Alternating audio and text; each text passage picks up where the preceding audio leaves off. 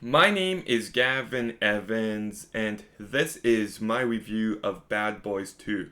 Now, I watched this movie for the first time a few years ago, and I despised it. I was just pissed off while watching it, but I just gave it another try, and maybe, just maybe, I was too harsh on it.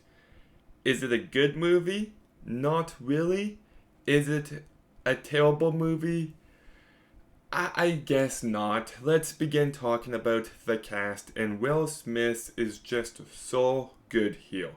He's just oozing with charisma. He has plenty of personality, and without him, this movie would just be unwatchable, but he elevates it in every sense.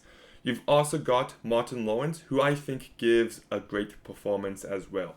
It's just a very funny, over the top performance that totally works for this kind of movie, and their chemistry, just fantastic.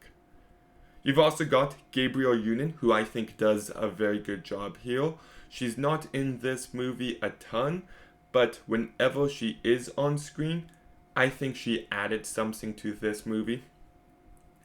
Jordi Molla plays the villain, and I think he's just very generic. He doesn't stand out in any way. You've got Michael Shannon. He's in this movie for a bit. He does a perfectly fine job. But Joe Pantoliani as the police chief is just my absolute favorite. He is so funny and so loud, and he's just a very memorable character. Like, he just I love what he brings to these movies. And then I think you've got some very funny, wacky moments. There's one scene at an electronics store that I found to be hilarious. There's one scene with rats in the attic that I thought was quite funny. You've got one scene with a guy named Reggie, which was great. There's one scene in a morgue, which was also pretty funny. And yeah, like the movie delivers on the comedy, and I do like how they made some drama between the two leads. There was a bit of tension there, and I thought it made the movie more entertaining. But we have to talk about one scene specifically. They're in a shootout, and the camera is just rapidly moving in this 360 type of motion, going through the windows, focusing on Will Smith, and then back on the bad guys. If you've seen the movie, you know exactly what moment I'm talking about. Just incredible stuff. I truly mean it. Like, that scene is just phenomenal. Like, some of Michael Bay's best direction ever. It's loud, it's stylish, but it also totally works. And yeah, like that's a standout moment. The rest of the action in this movie, I don't really like at all. It's just too much noise. It's too much going on.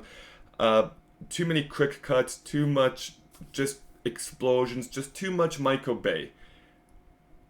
You know, like the freeway chase scene, I can barely tell what was happening the entire time. I should be loving it, but I never do. I just find the action goes overboard. The story is still very generic. It's nothing special. Like, I watched it last night and, shit. What's even the plot? Oh, yeah. The sister is, trying to catch this one guy who's like this drug dealer. I kind of forget the rest, to be honest.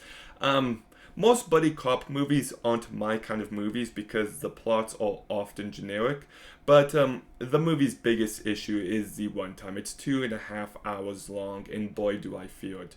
For the first hour and 45 minutes, I'm like, fine. But by that point, I'm like, okay, you need to wrap this up. It overstays its welcome, definitely. So I think it's weird because this movie is more than the original, and that means the good and the bad. It's funnier, it's got a very cool sequence. I think the acting is better, but it's also lots more action and not in a good way. It's too much noise, it's too long. It's just a bit too much of everything, for better or for worse. But because of that one sequence, which is just an all-timer in my opinion, I'll give Bad Boys 2 a 5.5 out of 10.